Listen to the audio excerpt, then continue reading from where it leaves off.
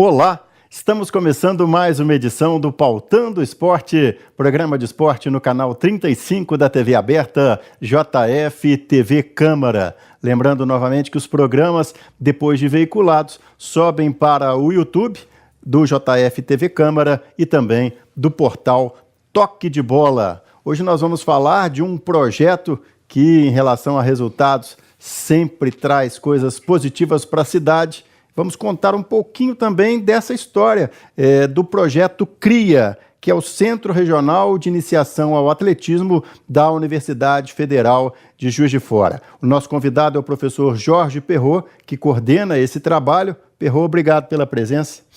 Não, obrigado pelo convite. Para mim é um prazer falar do CRIA aqui. Vamos contar um pouquinho, então, como que surgiu o CRIA, né, um projeto de atletismo da universidade, que coincide com a inauguração da pista padrão internacional de atletismo? Coincide. O que, assim, que a gente sempre destaca é que a história do atletismo de fora vem lá de trás, desde Viviane, Ronaldo da Costa, que foi recordista mundial. Inclusive está comemorando 20 anos que ele bateu o recorde mundial da maratona, né? Em Berlim. Em Berlim. Então, parece que o Juiz de Fora já tem uma tradição, principalmente em corridas de fundo, corridas de longa duração. Então, na faculdade, com o professor Guto, já tinha, né, ainda mantém alguma coisa, um projeto de atletismo de iniciação bem mais antigo. Então, ele veio... então, nós, quer dizer, a gente não começa do zero, a gente começa de uma tradição de ter... A pista nossa, inclusive, era de terra. Com o crescimento da Faculdade de Educação Física nessa área de esporte, assim, começou pela melhora das instalações, né? Então, hoje a pista nossa é um padrão internacional, né? Então, com isso, houve o crescimento dos projetos em esporte, parece que também, na época, foi quando estava começando o projeto do vôlei, então houve um movimento na universidade para crescimento do esporte, porque a educação física tem várias áreas, né?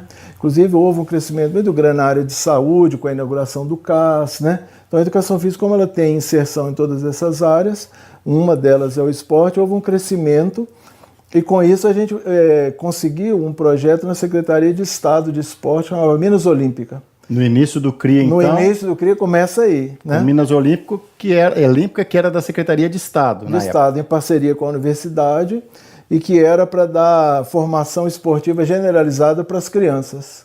Então a gente trabalhou com a Secretaria uns 3 ou 4 anos, foram renovando esse convênio, até que a Secretaria parou com esse movimento, talvez por alguma crise financeira, né, do Estado já dos últimos tempos. Então aí a gente começou com formação generalizada, atendendo as crianças do entorno da universidade.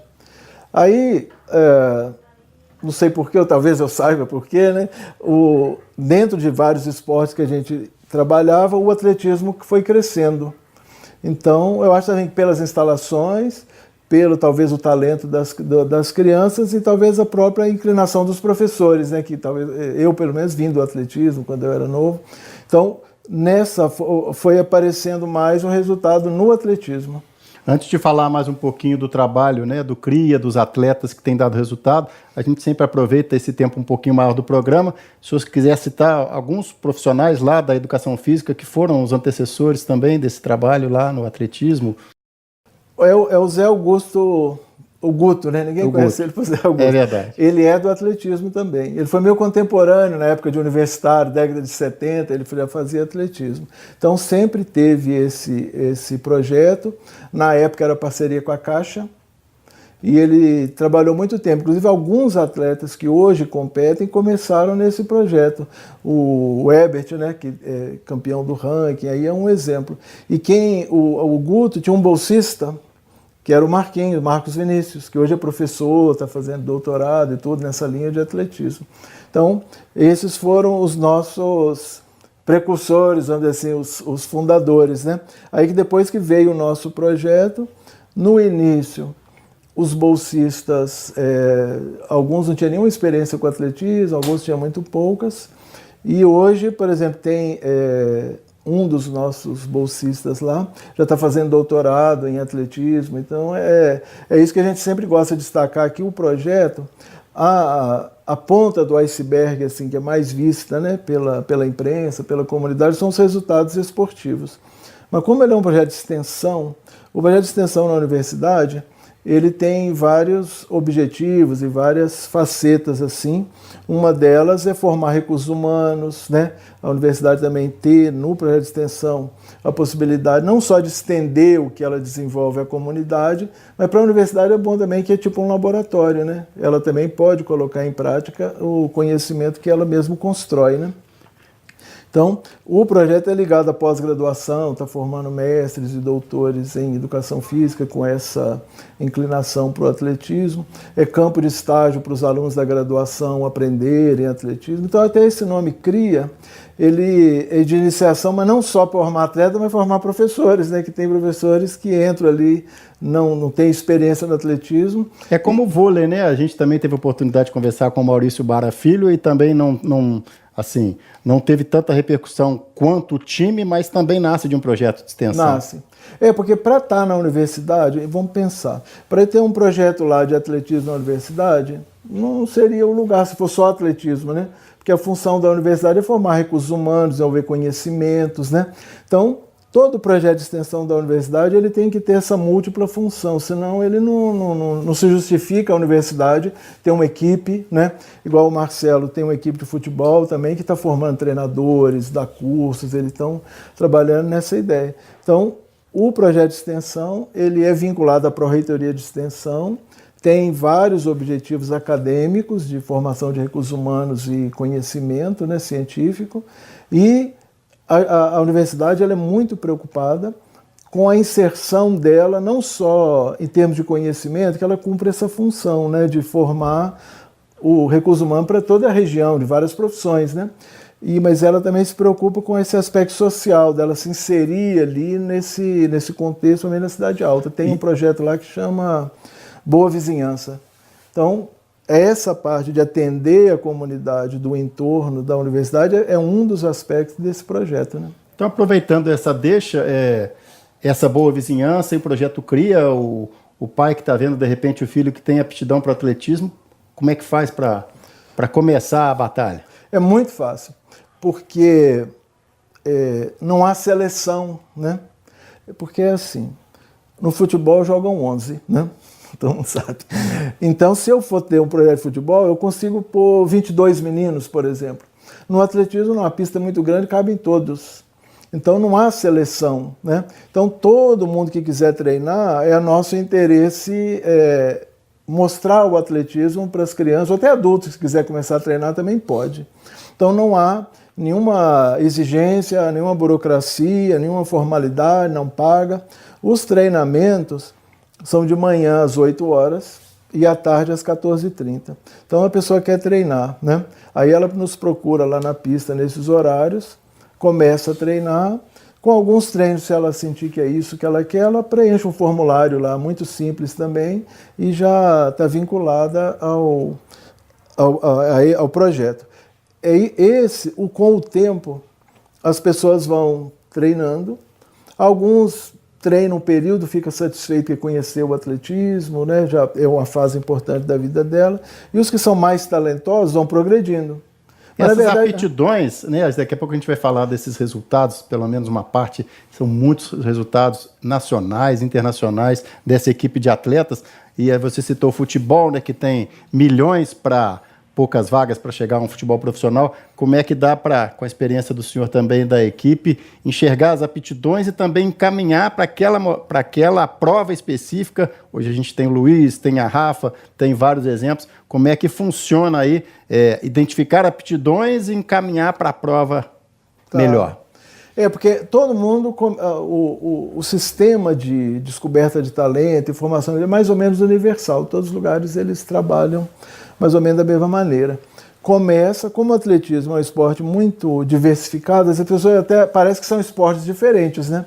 Que é lançamento, saltos, corrida de resistência, de velocidade, barreiras, são modalidades, são especialidades muito diferentes umas das outras.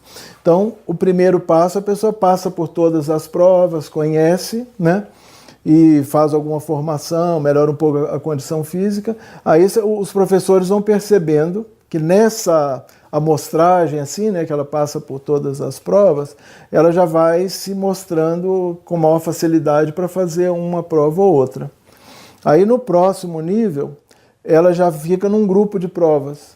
Por exemplo, o menino é muito forte, muito grande, então ele vai ser um lançador, aí ele vai para o grupo lá de lançadores. Pessoa muito rápida, salta muito, aí tem o grupo dos velocistas que vão fazer salto.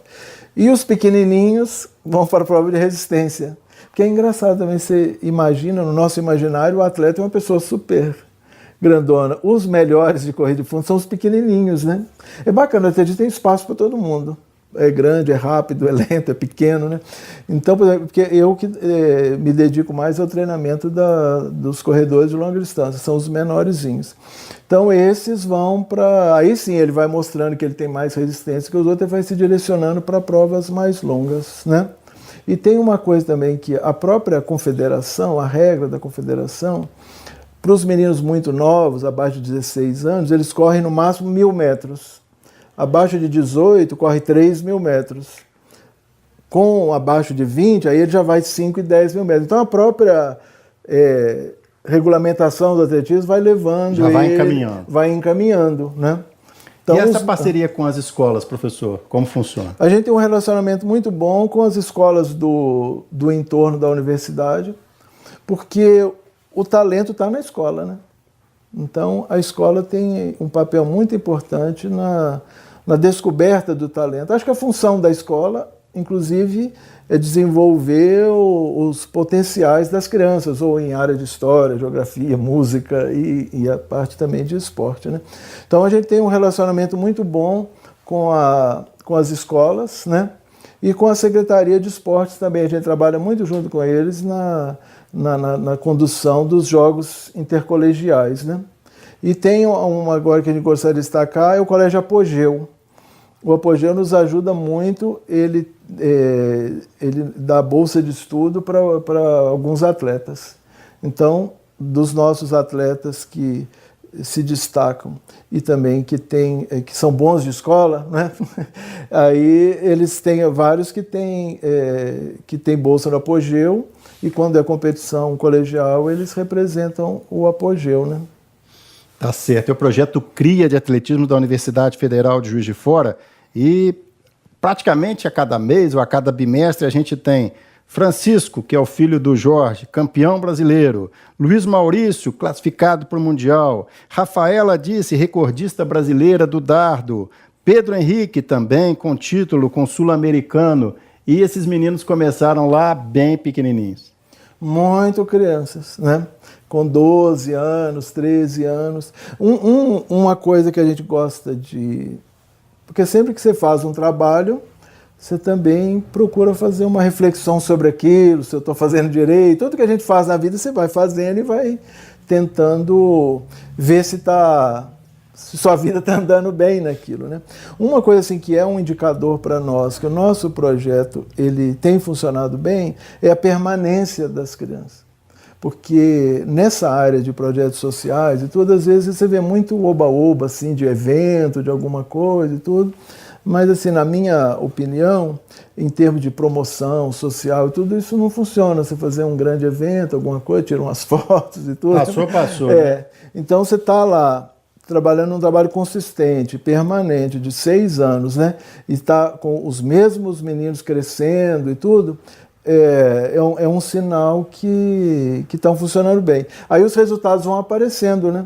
Porque esses mais talentosos, o programa funciona bem, a universidade oferece ótimas condições de treinamento, de conhecimento, professores com pós-graduação, e o menino tem talento, aquilo vai confluindo e os resultados vão aparecendo nas categorias de idade que os meninos vão aumentando, vai aparecendo resultado.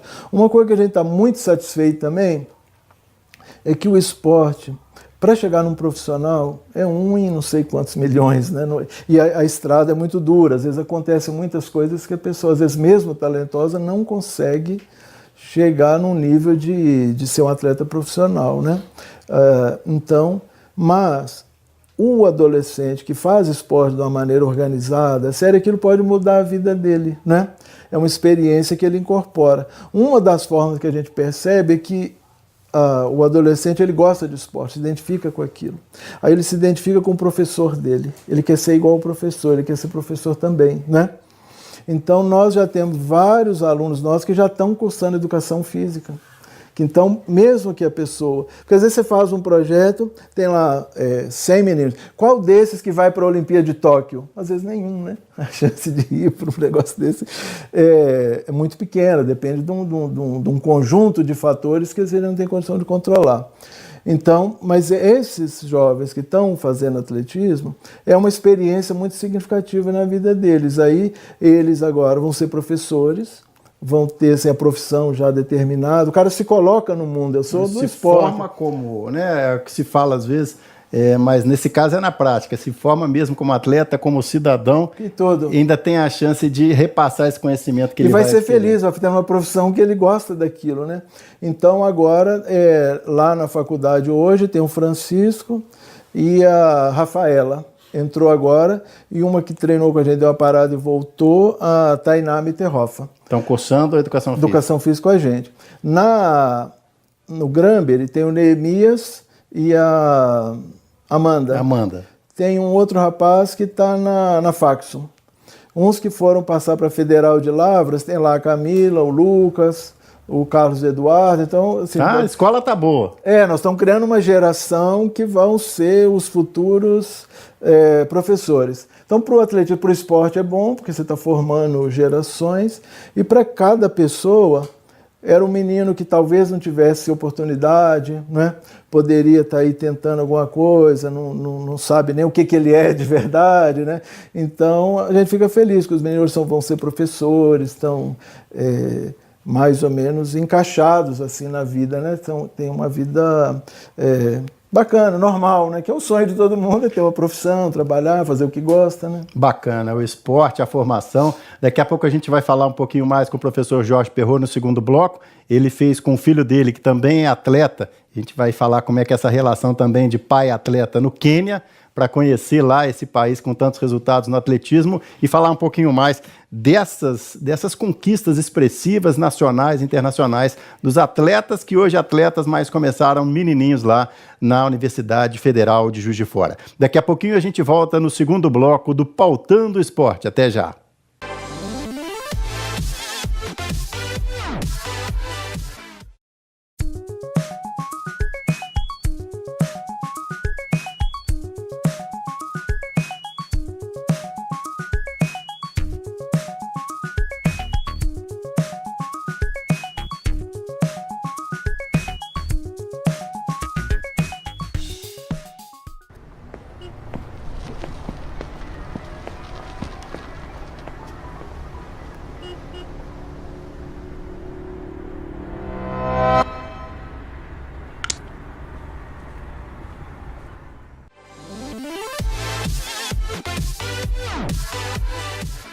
Estamos de volta para o segundo bloco do Pautando o Esporte, hoje destacando o projeto de atletismo da Universidade Federal de Juiz de Fora, com o coordenador do projeto, o professor Jorge Perrot, que traz uma boa informação, é um selo que o projeto recebeu recentemente da Confederação Brasileira de Atletismo. O que representa essa conquista, professor? É que a Confederação está montando uma rede nacional de descoberta de talento e formação de atletas, né? Então, são vários centros, não lembro exatamente quantos no Brasil inteiro, e a gente foi escolhido como um centro que vai fazer parte dessa rede diretamente ligado à Confederação Brasileira de Atletismo. Então, para nós é um orgulho, assim, ter o trabalho reconhecido, e a gente vai ganhar um novo status agora, que vai ser um centro ligado a uma rede diretamente na Confederação Brasileira de Atletismo. Bacana. Vamos falar um pouquinho dos atletas, para a gente conhecer também. O Pedro Henrique, ele numa das provas, numa competição internacional, ele estava preparado para uma distância, quando de repente um outro atleta desistiu de uma prova que nem era foco do treinamento dele, e o Pedro foi lá e conseguiu o recorde nessa prova. Conta essa situação para a gente, professor. Porque o Pedro, ele ele ganhou o campeonato nacional. Aí, com isso, ele foi convocado para representar a seleção brasileira nesses Jogos Sul-Americanos escolares. Então, ele ia correr os 3.000 metros rasos. Que era a prova que ele estava treinando. Se classificou. Aí deu um problema lá, parece que disciplinar com o menino que ia correr os 2 metros com obstáculo. Então, o treinador da seleção perguntou se ele queria participar, se ele poderia participar. Aí entrou em contato, inclusive, com a gente e falou, não, pode participar. Aí ele correu e ganhou a prova. Ele, então, é campeão sul-americano de 2.000 com obstáculos. Mas o que é engraçado mesmo é porque ele é muito pequeno. Quando ele era da categoria sub-16, ele foi muito bom nos obstáculos, foi vice-campeão brasileiro de 1.000 metros, mas o obstáculo era pequeno. Quando ele passou para o sub-18, o obstáculo era mais alto. O sarrafo aumentou. Aí ele mesmo ficou meio assim, não sabe se ia correr o obstáculo, ele tinha desistido um pouco dos obstáculos. Então ele consegue correr mesmo pequenininho com os obstáculos maiores, que já é da altura da categoria adulta, né? O Luiz Maurício, um atleta do lançamento de dardo, que foi conquistando espaço até que chegou a conquistar uma vaga no Mundial. Isso aí também teve uma representação muito grande, né? Tem, porque esse Mundial que ele foi é o Mundial da Federação Internacional, é a maior competição que existe de categoria sub-20 anos, né? Inclusive ele tem 18, ano que vem ele ainda é sub-20. E então, para compor a seleção brasileira, eles estabelecem no início do ano um índice mínimo que o atleta tem que fazer até uma determinada data para ser convocado. O índice era muito forte, ele tinha que lançar quase 70 metros no dardo. Então ele conseguiu o índice, né? E participou do Mundial. Não foi tão bem porque na hora lá, acho que não lançou tão bem, mas a participação dele no Mundial desse nível, para nós também é um reconhecimento assim, do nosso trabalho e da dedicação dele. Ele é muito dedicado. É um menino que mora ali do lado da universidade, treina com a gente desde criança, treina muito, muito sério, a família apoia. Então, igual eu te falei, é um conjunto, porque não tem jeito de fazer um resultado esportivo do nada, se não tiver vinculado a várias outras condições, né? Então ele treina muito bem, tem boas condições de treinamento, é um menino super dedicado, muito forte, que tem esse talento, e a família apoia muito. Falar um pouquinho da Rafaela também, que tem, entre outras marcas, um recorde brasileiro no dardo também, sub-18? No dardo, sub-18. A Rafaela está com a gente desde criança também, e ela veio evoluindo e foi no ano passado, há 2 anos atrás, mas ela sempre tem se destacado nas competições nacionais. Ela participou de um sul-americano também escolar. Ela sempre tem se destacado, está sempre entre as primeiras no lançamento do dardo, desde as categorias mais novas, né? E aí ela bateu o recorde brasileiro, a maior marca de todos os tempos nessa categoria sub-18. E ela agora está fazendo educação física. E entre meninos e meninas, tem a quantidade maior de um de outro? Como é que a gente pode fazer esse balanço aí? Nunca contei, mas eu acho que é bem dividido, né? Assim, inclusive nos atletas destaques, assim, sempre tem meninas e meninos, né? Vamos falar então do filhão, né? O Francisco Perrot, como é que é ser pai e treinador? O Francisco, acho que era o nosso primeiro atleta. Ah, é? Ele treinava na época ainda do Guto. Ele chegou a treinar na pista de terra. Ele era muito pequenininho, até a gente achou um vídeo. Então conheceu o terreno primeiro que todo mundo. E aí ele, como eu fui do atletismo, então ele era criancinha, eu perguntei se ele queria correr a fogueirinha.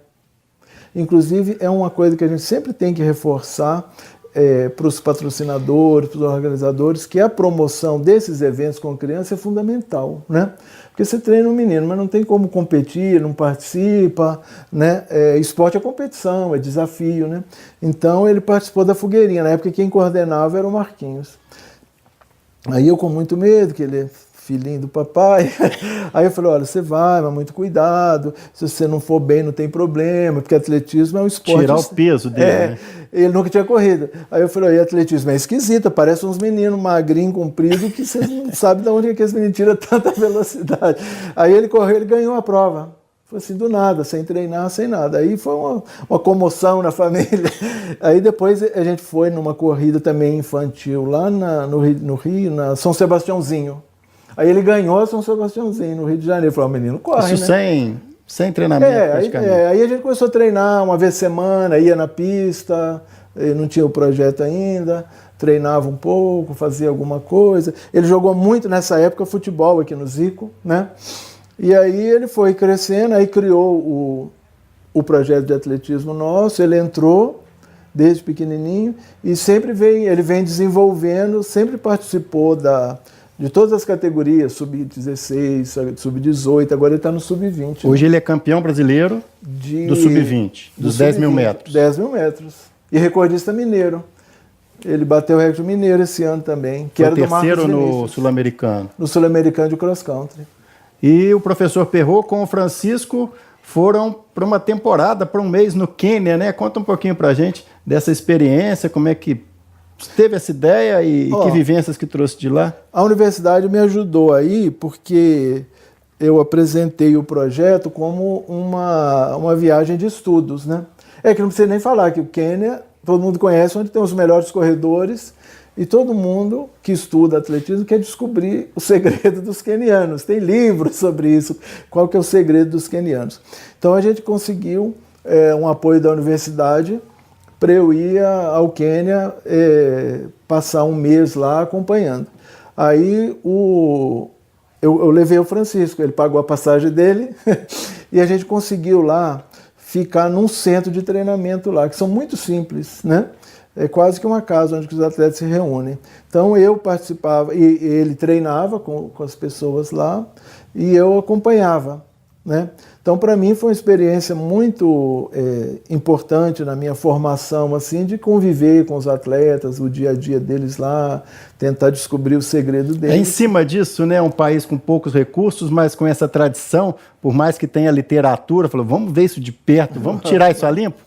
E o Francisco, eu acho que ele teve um ganho duplo, porque ele era atleta. Quando ele voltou do Quênia, já ganhou o Campeonato Brasileiro de cross country, uma semana depois, né?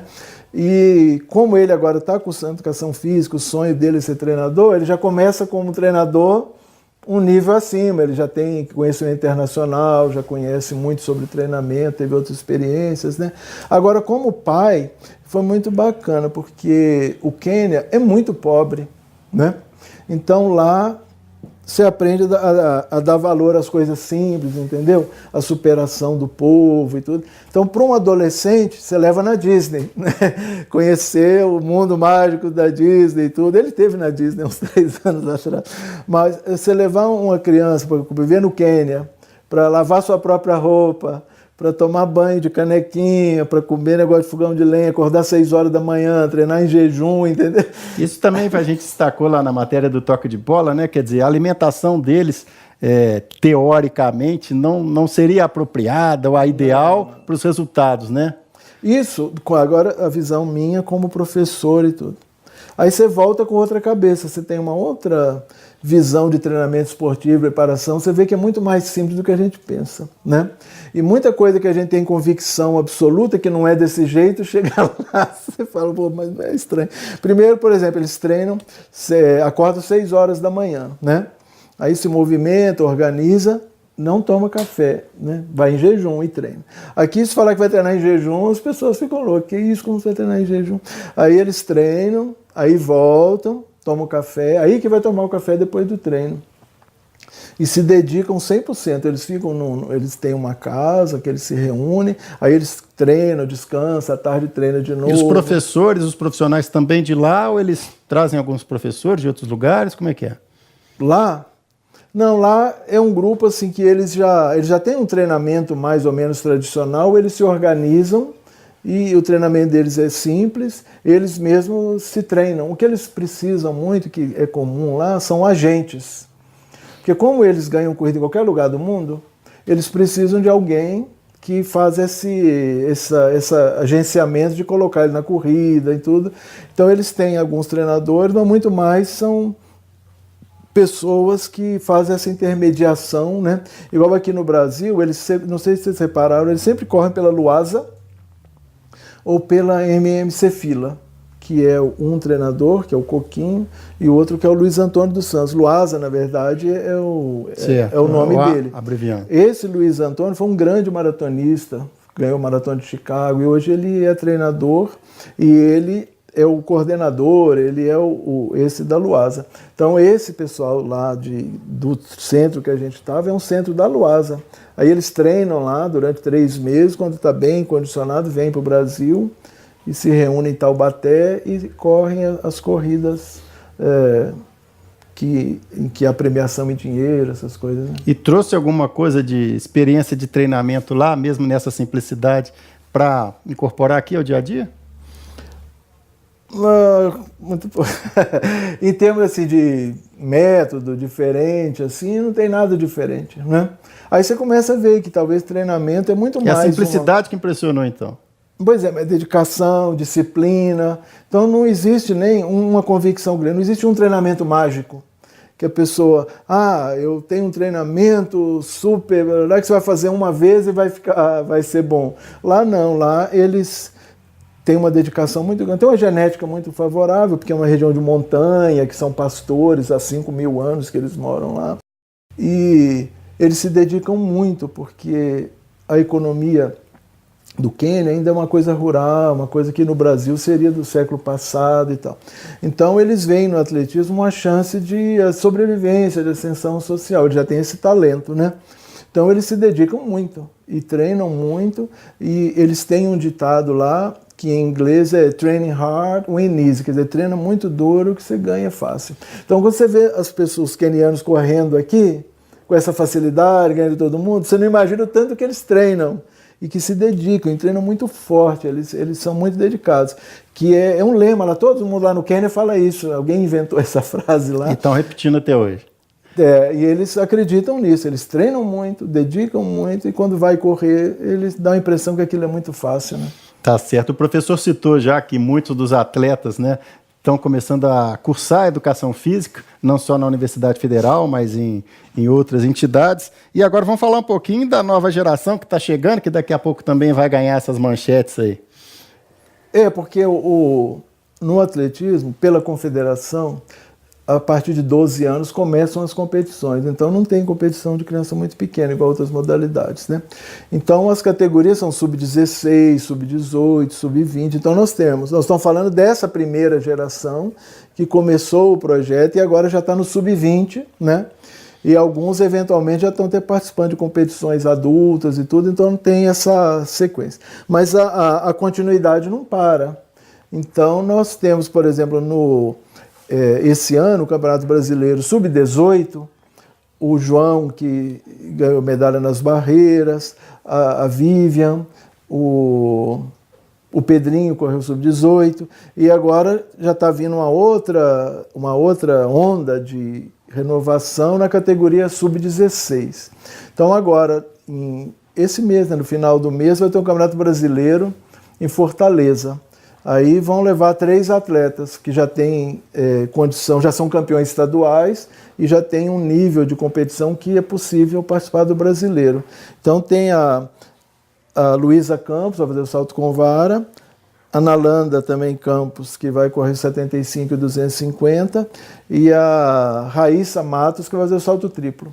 Então sempre vai continuando. O que é interessante, assim, que eu observo, é que os antigos continuam, igual eu já falei, que isso é um indicador de importância para o projeto. A permanência deles, né? A permanência e a renovação, né? Então já tem crianças já nas categorias, começando todo o trajeto. Então são ondas que vão passando assim, né? A gente teve a oportunidade de estar no encontro, né, do ex-aluno de Educação Física, o curso aqui da cidade completando 45 anos, e a gente citou no início do programa a questão da pista, o quanto que ela foi importante. E agora a universidade nós estamos gravando aqui em setembro, né, de 2018, muito próxima de inaugurar um ginásio e um prédio anexo. E a gente já projeta, né, quer dizer, se a pista de atletismo padrão internacional propiciou, além desse trabalho, né, dos professores, esse trabalho bacana científico, essa proximidade com os atletas das escolas da região, primeiro alunos, depois atletas, o quanto que essa estruturação física, né? O complexo, que a gente chama de complexo esportivo da FAEFID, o que isso pode representar agora de novo com esse novo ginásio e com aquele prédio com judô, com ginástica, para a cidade e para essa formação ser renovada também em outras modalidades? Eu não sou ex-aluno, eu formei na UFMG, eu vim para cá em 91, mas eu tenho uma sensação de pertencimento muito grande com essa universidade, é a minha casa, né, que eu estou lá 27 anos. Mais fácil de achar lá, né? Eu sou muito... mas aí o que eu percebo é que o peso da universidade na região é muito maior do que a gente pode pensar, né? Então, o curso de Educação Física, o compromisso dele primeiro é formar professores. E agora, como tem pós-graduação, é trabalhar com pesquisa e produzir conhecimento. Mas o peso que ela tem no esporte da cidade é muito grande, parece que sempre teve. A gente está falando da pista, você já falou da pista, teve esse peso todo no atletismo da cidade. E agora, com o ginásio, né, pode também aumentar o peso nesses esportes de quadra, em eventos, porque o ginásio é muito grande, né? Então, a universidade entende o papel que ela tem, não só como universidade, né, de formação de recursos humanos, mas no desenvolvimento do dia a dia do esporte. Parece que sempre ela se preocupou com isso e teve essa importância, né? E lá naquele prédio tem uma coisa também que é bacana, que no último andar ali são os laboratórios. Porque o curso de Educação Física, o curso nosso de pós-graduação, que já tem mestrado e agora doutorado, ele é avaliado como um dos melhores do país. Tem que falar isso também, né? Verdade. A gente porque tem um sistema de avaliação nacional dos cursos de pós-graduação, o da Educação Física... Está com a nota máxima. Não, depois tem um outro nível, mas ele já está numa nota quase máxima. Quase máxima. Quase máxima, muito bem. E esse último andar vão ser os laboratórios de pesquisa, né? E o desenvolvimento da atividade de pós-graduação. Igual, por exemplo, na minha área, além dos atletas, é uma linha de pesquisa da pós-graduação, né? De formar professores com mestrado e doutorado em Educação Física, mas com essa linha de pesquisa em atletismo, né? Então vai ter um avanço muito grande também para a pós-graduação e para essa linha de pesquisa em esporte, porque a nossa pós-graduação tem duas linhas de atuação. Uma em atividade física e saúde. Porque, igual eu falei, a educação física tem várias inserções na sociedade. Nós estamos falando aqui de esporte, né? Mas tem uma inserção muito grande na área de saúde, prevenção de doenças, tratamento e tudo. Uma inserção na escola, né, a educação física, e a inserção no esporte. E a nossa pós-graduação tem uma linha em atividade de saúde e outra estudos do esporte. Então, todo esse movimento de atletismo, do vôlei, né, tem área de estudo na pós-graduação. Então tem contribuído muito também com a pós-graduação. Tá certo. Professor Jorge Perrot, muito obrigado pela presença e vamos sempre trazendo essas boas notícias dos atletas, do projeto. Não, eu que agradeço a oportunidade, é muito bom essa conversa de falar sobre esporte, falar sobre atletismo, eu que agradeço o convite. Tá certo. Professor Jorge Perrot, coordenador do Centro de Iniciação ao Atletismo da Universidade Federal de Juiz de Fora. Com apoio do Centro de Futebol Zico Juiz de Fora, palco das nossas gravações, Plask e Bitpó Coffee Hold, Loja Nação Rubro-Negra Juiz de Fora e Perrot Embalagens e Prefeitura de Juiz de Fora, estamos encerrando mais essa edição do Pautando o Esporte. Até a próxima!